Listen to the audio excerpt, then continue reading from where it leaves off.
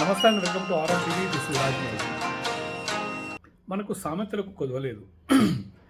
నమ్మిన వాళ్ళని మోసం చేసినంత పాపం ప్రపంచంలో మరొక్కటి లేదు అని చెప్పేసి మరొక్కసారి రుజువైంది. ఇప్పుడు ఈ రాజకీయాలకు వస్తే ముగ్గురు కేలు నమ్మిన ప్రజలని నట్టేట ముంచి వాళ్ళని మోసం చేశారు. ఆ మోసం చేసిన పాపము ఇప్పుడు వాళ్ళకి తగులుకుంది. ఆ ముగ్గురు ఎవరు అంటే ముగ్గురు కేలు. అది ఒక కే కవిత, ఒక కే కేసీఆర్, ఒక కే కేజ్రీవాల్. ఈ ముగ్గురు నిజంగా కూడా ప్రజల్ని నయవంచనతో మోసం చేసినారు. ఇది నేను చెప్పడం కాదు, ప్రస్తుతం వాళ్ళ పరిస్థితులు చెప్తున్నాయి, వాళ్ళు చేసిన పనులు చెప్తున్నాయి. అదే ప్రజలు వాళ్ళని బ్రహ్మరథం బట్టి నెత్తినెత్తుకున్నారు. కానీ ఈరోజు వాళ్ళ పాపం పండి ప్రభుత్వానికి దొరికిపోయినారు. ఆల్రెడీ ఇద్దరు జైల్లో ఉన్నారు. జైల్లో అంటే కస్టడీలో ఉన్నారు. ఇంకొక ఆయన రేపో మాపో వెళ్ళడానికి సిద్ధంగా ఉన్నాడు. కానీ నిజంగా వీళ్ళని చూస్తే బాధ అనిపిస్తుంది, జాలి అనిపిస్తుంది. వాళ్ళకు ప్రజలు ఎంత బ్రహ్మరథం పట్టారంటే మనం ఒక్కొక్కటి విశ్లేషిస్తే ముందుగాల మనం కేజ్రీవాల్ని తీసుకుందాం. కేజ్రీవాల్ ఒక అనామకుడు. సరే, ఆయన మంచి ఉద్యోగస్తుడు, నిజాయితీపరుడు. ఒకప్పుడు ఈ ఇంట్లో బక్క తీసుకుంటుండే. అన్నా హజారే దగ్గర ఈయన వాలంటీర్గా పనిచేస్తుండే. అప్పుడు చాలా మేమందరం అనుకున్నాం, నిజంగా ఒక గొప్ప వ్యక్తి వచ్చిండు భారతదేశానికి, ఒక మంచి నిజాయితీపరుడు దొరికిండు అని అనుకున్నాం. అక్కడ సీన్ కట్ చేస్తే ఇవాళ సీన్ ఓపెన్ చేస్తే is in the police custody. So డెఫినెట్గా పోలీసులు అరెస్ట్ చేసినట్టునే కథవిగా. ఆ మనిషికి ఇప్పుడు మధ్యతరగతి వాళ్ళు నిజంగా ఏదైనా చిన్న ఆరోపణ వస్తేనే బాధ అనిపిస్తుంది, అవమానం అనిపిస్తుంది, ఎందుకు ఈ బతుకని అనిపిస్తుంది. ఆయనకు అనిపిస్తలేదా? నిజంగా సచ్చీలుడు అయితే ఈడీ అన్నిసార్లు ఆయనకు నోటీసు పంపించింది. నవంబర్ నుంచి నోటీసులు పంపిస్తుంది. అంటే నవంబర్ 2వ తారీఖు నుంచి నిన్నటి వరకు నోటీసులు పంపిస్తే ఒక్కదానికి నువ్వు ఎందుకు వెళ్ళవు? ఇప్పుడు మాకు బ్యాంకు నుంచి ఏదైనా ఫోన్ వస్తేనే ఇట్లా చెక్ బౌన్స్ అయింది అని అనుకుంటేనే మాకు అవమానం అనిపిస్తుంది, సిగ్గు అనిపిస్తుంది. నీకు సాక్షాత్తు ఈడీ పంపించింది, భారత రాజ్యాంగం ప్రకారం రాసిన ఒక సంస్థ నీకు నోటీసు పంపించిందంటే నీకు చీమ కుట్టదా? నువ్వు ఆఫ్టర్ ఆల్ ఒక చిన్న ఢిల్లీకి ముఖ్యమంత్రి అయితే నీకు కొమ్ములు ఉన్నాయా అని ప్రజలు అనుకుంటున్నారు. నీకు కొమ్ములు ఉన్నాయా? వాళ్ళు పిలిస్తే నువ్వు పోవా? నువ్వు తప్పే చేయలేదు, నువ్వు ఎందుకు భయం నీకు? అది మిత్రులారా, లాజికల్గా ఆలోచించండి. ఈ మహానుభావుడు భారతదేశ ప్రజల్నే మోసం చేశాడు. ఢిల్లీ ప్రజలనే కాదు, భారతదేశానికి రాజధాని ఢిల్లీని పరిపాలిస్తున్న ఒక వ్యక్తి మోసం చేసిండు, భారత రాజ్యాంగం అవమానపరిచిండు. ఇంత అహంకారమా నీకు? వాళ్ళు నిన్ను గుర్ర గుంజుకపోయినాక నీకు సిగ్గు అనిపిస్తలేదా ఇప్పుడు అని ప్రజల తరఫున నేను అంటున్నా. ఇప్పుడు ప్రజలు నెత్తినెత్తుకున్నది ఢిల్లీ ప్రజలు. నువ్వు అనుకున్నావు, వాడు వస్తాడు, వీడు వస్తాడు, నాకు ఎదురు పడతాడు, ఎవ్వడు రాడు. నువ్వు తప్పు చేసినావు. తప్పు చేయకపోతే ఈడీ నీకు అన్నిసార్లు ఎందుకు నోటీసు పంపిస్తుంది? వాళ్ళే తప్పు అనుకుందాం, కాసేపు ఈడీ వాళ్ళదే తప్పు అనుకుందాం. మరి నీకు నువ్వు నిజంగా నీ లోపల నిజాయితీతనం ఉంటే నువ్వు ఒక లెటర్ రాయాలి, పోవాలి, డైరెక్ట్ వాళ్ళకి చెప్పాలి, వచ్చేయాలి, కథం. 100 కోట్ల లంచం తీసుకున్నావు నువ్వు. అది ఒక స్త్రీ చేత, ఒక స్త్రీ ఇచ్చింది నీకు. సిగ్గు అనిపించాలి నీకు. అది కూడా ప్రజలను వంచి ఒక తాగుబోతు చట్టానికి నువ్వు తీసుకొచ్చి ప్రజలను తాగుబోతులు చేయడానికి కోసం లిక్కర్ పాలసీ చేసినాడు. నువ్వు ఎంత చేస్తే లాభం?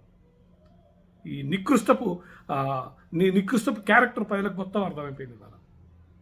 భారతీయ జనతా పార్టీ మీద పడి ఏడవడం కాదు ఇక్కడ. నాకు భారతీయ జనతా పార్టీతో సంబంధమే లేదు, నేను ప్రజల తరఫు నుంచి మాట్లాడుతున్నా. సో నెంబర్ 1 కే అది. సో ఈ ముగ్గురు కేడీలు అనొచ్చు. ఇప్పుడు ఈ ముగ్గురు కేడీలతోని దేశం భ్రష్టు పట్టిపోయింది, సర్వనాశనం అయిపోయింది. తెలంగాణ ప్రజలు సర్వనాశనం అయిపోయారు, ఢిల్లీ ప్రజలు నాశనం అయిపోయారు మీ నికృష్టపు ఆలోచనలతో అని చెప్పి ప్రజలు అనుకుంటున్నారు. ఇంకా 2వ కే కవిత గారు, కల్వకుంట్ల కవిత గారు. పెళ్ళైన తర్వాత కూడా కల్వకుంట్లను పెట్టుకుంటున్నారు. ఆమె బతుకమ్మకు బ్రాండ్ అంబాసిడర్ తెలంగాణలో. అమ్మా తల్లి నీకు దండాలని చెప్పేసి తెలంగాణ ప్రజలు అనుకుంటున్నారు. ఒక స్త్రీకి ఉండాల్సిన లక్షణాలు ఏమైనా ఉన్నాయా? బతుకమ్మను ప్రపంచ దేశాలకు తీసుకుపోయిన చాలా సంతోషం. ఇక తెలంగాణ మీకు మీ నాన్నగారు ముఖ్యమంత్రి అయ్యారని అని చెప్పేసి తెలంగాణ మొత్తం మీకు ప్రజలు రాసిచ్చారా? తెలంగాణ మొత్తం దోసుకోవాలని ప్లానింగా? సరే, వాళ్ళు కాళేశ్వరాన్ని దోసుకున్నారు, అది వేరే విషయం. అది కూడా బండారం బయటపడుతుంది. మరి ఇప్పుడు నువ్వు ఇక్కడ ఏం చేసినావు అమ్మ తల్లి అని చెప్పేసి ప్రజలు అనుకుంటున్నారు. హైదరాబాద్లో ఫ్లైట్ ఎక్కుతో స్పెషల్ ఫ్లైట్లల్లో సంచులు డబ్బులు తీసుకొని ఢిల్లీ పోయి కేజ్రీవాల్కి ఇస్తావా? సరే, నువ్వు కూడా అంతే కదా అమ్మ చేసింది. వాళ్ళు మర్యాదపూర్వకంగా నీకు సమన్లు పంపించిండ్రు. ఏ స్త్రీకి లేదా తెలంగాణలో ఏ స్త్రీకి లేకుండా నీకే స్పెషల్ హక్కులు ఉంటావా? మీరు ఏమైనా ఇక మీరు సీఎం కూతురు అయితే మీరు ఇంకా ప్రైమ్ మినిస్టర్ కూతురు అని కూడా, ఆ ప్రైమ్ మినిస్టర్ కూతురు కూడా లేవు ఇవాళ. ఆ ప్రైమ్ మినిస్టర్ అంటే పాపం కాలుకు బట్ట కట్టకుండా ఎంతో ఎనర్జీగా దేశం కోసం తిరుగుతున్నాడు ఆయన మీద అవాకులు చెవాకులు. ఆమె పక్కన పెడతారు. మీరు చేసిన కథ 100 కోట్లు మీరు ముడుపులు ముట్టించారు, అది బ్రహ్మాండంగా అందరికీ తెలుసు. నీకు నిజాయితీ పరుణాలు అయితే ఫోన్లను ఎందుకు ధ్వంసం చేస్తావు? వాళ్ళు తెలిస్తే ఎందుకు వెళ్ళవు? నీకు నేను చూసిన ప్రత్యక్షంగా సాక్ష్యం మిమ్మల్ని మీరు ఎట్లాంటి పొజిషన్లో ఉన్నారో తెలంగాణ రాకముందు 2013లో మీ పరిస్థితి ఏందో నాకు తెలుసు. అప్పుడు చూసిన నేను. ఇప్పుడు 1000 కోట్ల ఆస్తి మీకు ఎక్కడి నుంచి వచ్చింది? మీరు ఏం బిజినెస్ చేశారు? మీరు ఏ కంపెనీకి సీఈఓ? అమెరికన్ కంపెనీలకు ఏమైనా సీఈఓగా పనిచేశారా మీరు? లేకపోతే భారతదేశంలో ఒక గొప్ప కంపెనీ పెట్టారా? అనిల్ అంబానీ, ముఖేష్ అంబానీ లాంటి మీరు బిజినెస్లు చేశారా? మీరు ఆఫ్టర్ ఆల్ రాజకీయం చేశారు. రాజకీయం అంటే ఏంటి? సేవ చేయాలి ప్రజలకు. సేవ చేయాల్సిన వాళ్ళు మీరేం ప్రజలను దోసుకుంటారా? బంజారా హిల్స్లో 200 కోట్ల బిల్డింగా మీకు?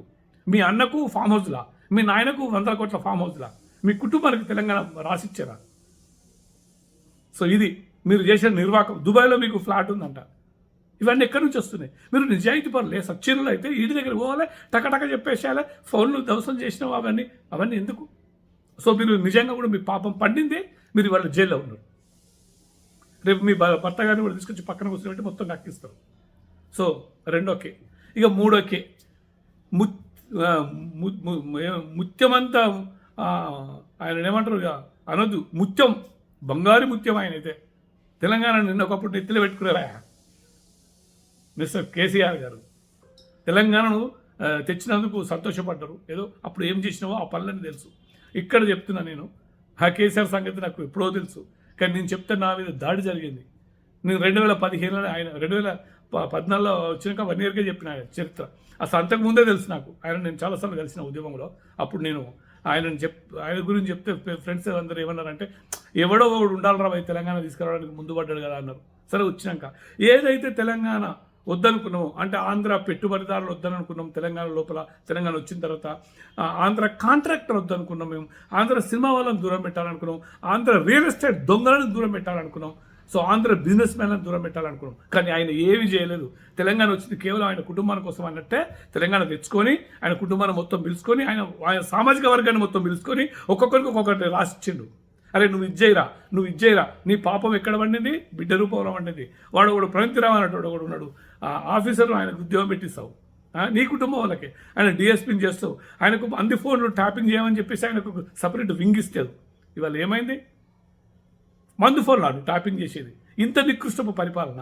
అరే నువ్వు ఏమన్నావు? నేను నా పెళ్ళం ముద్ర ఉంటే చాలని అనుకున్నావు. మరి ఏం చేసారు? నీ పెళ్ళంకి ఇన్ని కోట్లు అవసరమా నీకు? 1 ఎకరం చాలయా నీకు? 1 ఎకరం. నువ్వు ఇలా తెలంగాణ గుండెలలో శాశ్వతంగా నిలిచిపోతుంటివి. నీ కొడుకుని, నీ కూతురుని, నీ అల్లుడిని, నీ బామ్మని, సడ్డగుని కొడుకుని పక్కన పెట్టి నువ్వు తెలంగాణను పరిపాలిస్తే ఇవాళ తెలంగాణ సస్య సేవనంగా ఉంటుండే. ఏం చేసినావు? కక్కుర్తి పడ్డావు నువ్వు. కక్కుర్తి పడి తెలంగాణ దోసుకున్నావు. ఇంతమంది మేధావులు ఉన్నారు తెలంగాణలో. అరే భూగర్భ జలాలు పెరగాలంటే వర్షం పడ్డ నీళ్ళని ఇంకియాలి భూమిలో. నువ్వు కాళేశ్వరం కట్టి లక్షలు దోసుకుంటావు. అది అవసరం నీకు ప్రాజెక్టు? ఏం తెలివి, మహామేధావి అంటావు కదా. ఏం మేధావి నువ్వు? అరే బాయి దోడితే నీకు నీళ్లు పడతాయి. అక్కడ రోగాలను తెలంగాణలో చేస్తావు, తాగుబోతులు తెలంగాణలో చేస్తావు. పాపం మండలి ఎన్నికి ఇవాళ 10 సంవత్సరాలు ఏకఛత్రాధిపత్యంగా వెళ్ళిన తెలంగాణని ఇవాళ ఎవడున్నాడు? ఇక అనొద్దు, ఒక కుక్క కూడా లేదు నీ చుట్టూ ఇప్పుడు తిరగడానికి. ఆ పోలీసు కుక్క అప్పుడు పహారగా వస్తుండే, ఇప్పుడు ఒక కుక్క కూడా వస్తుంది నీ దగ్గరికి. ఏకాకి వైపున. ఇది చాలా నాకు శిక్ష. కూతురు జైల్లో ఉంది, కొడుకు తిరుగుతున్నాడు. కొడుకు సినిమా యాక్టర్లు అయ్యి ఆడవాళ్ళు అయ్యి పాపం ఫోన్లు ట్యాపింగ్ చేయించినట్టు. నికృష్టపు బతుకులే నిజంగా. మీ 10 మందిలో తిరిగే దమ్ముందా? ఇవాళ ఒంటరి బతుకు అయిపోయింది. ఇప్పటికైనా బుద్ధి తెచ్చుకొని ప్రజలకు క్షమాపణ చెప్పకుండా పర్లేదు, కానీ నీ ఆస్తులు మొత్తం ఇచ్చేసి తెలంగాణకి. అదొకటే ప్రక్షాళన నీకు. 3 కేడీలు తెలంగాణకి దొరికినాయి. ఒకడేమో మొత్తం ఢిల్లీని నాశనం చేసిండు, మీ ఇద్దరికేలేమో తెలంగాణ నాశనం చేసిండు. పాపం మండింది కదా ఇవాళ.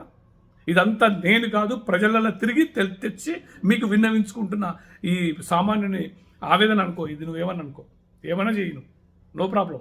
కానీ చెప్పడం నా ధర్మం. నీ గురించి ఎప్పుడో చెప్పిన జనాలకి. ఈయన మొత్తం ఆంధ్రలో తీసుకొచ్చి పెడతాడు, ఇక్కడ తెలంగాణకు బండి చేసి చూస్తాడు. ప్రతి ఒక్కడి ఇవాళ నువ్వు అన్నావు అగ్గి బండిస్తా, భారతదేశం అంతా అగ్గి అవుతుంది, రాజిస్తావు, అగ్గి పెడతారన్నావు. తెలంగాణ మొత్తం ప్రజలందరూ రోడ్ల మీదకి వస్తారు, నా బిడ్డను అరెస్ట్ చేస్తాను. బిడ్డను అరెస్ట్ చేసినప్పుడు ఒక్కరు రాలేదు. ఇప్పుడు నువ్వు పామోజులం అన్నప్పుడు ఒక్కరు లేడు. నీ చుట్టూ ఉన్న దొంగ 100 మంది మొత్తం అందరూ వెళ్ళిపోయారు. ఇంకా చూడు ఎంతైతే ఘోరమైన పరిస్థితి.